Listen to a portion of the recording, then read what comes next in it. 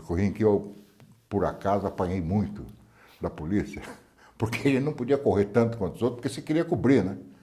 Então todo mundo corria, mas você ficava meio ali, né? Entre correr e ficar para ver o que ia acontecer, né? Então era uma participação muito intensa. Depois eu saí para o Jornal à Tarde, no começo do Jornal à Tarde, e o jornal sempre foi um jornal muito político. Esteve envolvido, foi o primeiro jornal a cobrir educação estudantil. Você deve ter sido leitor. Nós somos de uma geração, eu sou mais velho que você.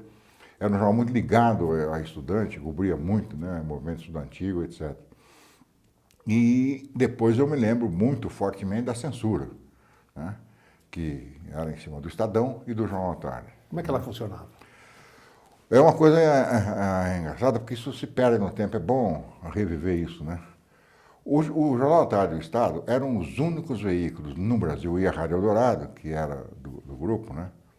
É até hoje, eram os únicos jornais do Brasil que não aceitaram a censura prévia. Você recebia, naquela época era a época do Telec, né? Depois você explica aí para os ouvintes o que é o Telec.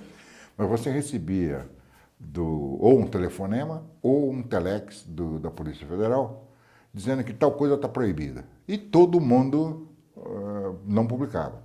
Todos os jornais, todas as televisões, todas as rádios.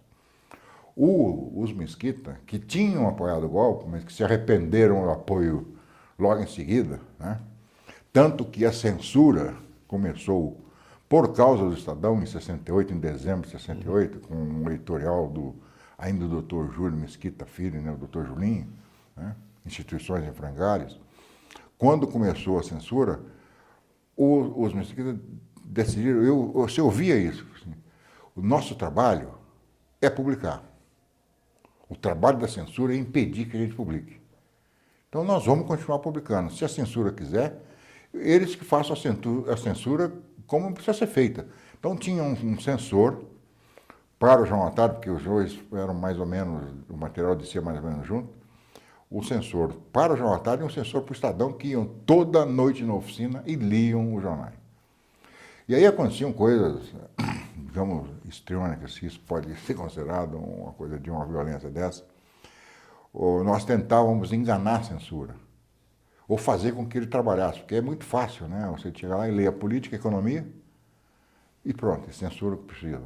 Nós colocávamos notícia no meio do esporte, colocávamos notícia no meio da variedade, do serviço de cinema e televisão, ou de bar e restaurante. Tá? Então o cara tinha que ler o jornal inteiro, entendeu? Ficava nervoso aqui, mas não podia fazer nada, né? Porque ninguém não podia nos impedir de colocar uma notícia lá no meio do serviço de cinema, por exemplo, né? Das indicações, roteiro de cinema, né? E foi uma época difícil, né? Eu me lembro quando nós tivemos a primeira matéria sobre o Lamarca, né? Foi uma grande matéria, nós fomos ao Rio. Era o Inajá de Souza, que virou avenida em São Paulo, que você conheceu, né? O Wakamoto, o Ivane Yamazaki, o fotógrafo, e eu. Nós fomos ao Rio, entrevistamos o pai do Lamarca, que era um sapateiro, um velhinho. E fizemos uma matéria de uma página. Aí fomos presos. Os três foram presos pela Polícia Federal. E eu me lembro muito bem dessa cena, porque era naquela época não tinha ainda as veraneio, que depois se notabilizaram nos anos 70, né?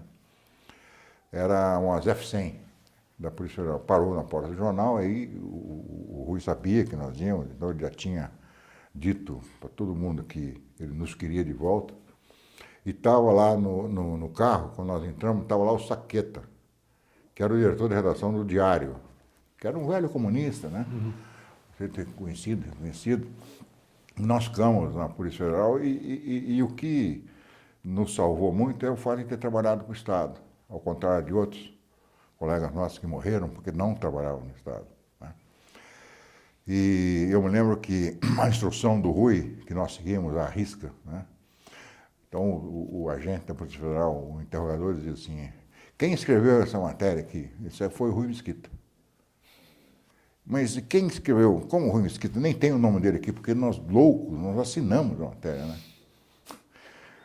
Os três assinaram. Eu disse, mas quem fez essa entrevista com o pai da Lamarca? Foi o Dr. Rui Mesquita. Mas aqui não está na ordem, não. Pois é, mas foi ele, isso é um erro de impressão. E quem fez essas fotos aqui? Estava lá o fotógrafo, o Ivani, né, que assinava. Foi o Dr. Rui Mesquita. Então, todo o interrogatório foi o Dr. Rui Mesquita, ele que tinha feito tudo. Eles tiveram que soltar, gente. Nós ficamos um dia inteiro presos, né, e não soltaram. E depois as coisas que aconteceram nessa época, que você conhece, aliás, você foi vítima disso, né? Uma das muitas vítimas disso.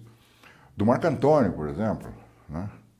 Marco Antônio Rocha, que foi levado pelo Rui à Polícia do Exército, e que o Rui chamou o oficial de dia, brigou por se fosse lá, foi um coronel, e ele disse para o coronel, tá vendo aqui? O Marco Antônio, dá uma volta aí. O Marco Antônio deu uma volta, imagina o Marco Antônio pequenininho dando uma volta como se fosse uma modelo. E o Rui disse para o coronel, tá vendo? Ele está inteiro. Eu estou entregando ele inteiro para vocês, eu quero receber ele inteiro. No mesmo dia, o Vlado se apresentou, né, com o Paulo Nunes. Isso. Né, que entregou, chegou lá, era para entregar, o Paulo Nunes era um repórter, foi lá com o Vlado entrou e não saiu, né?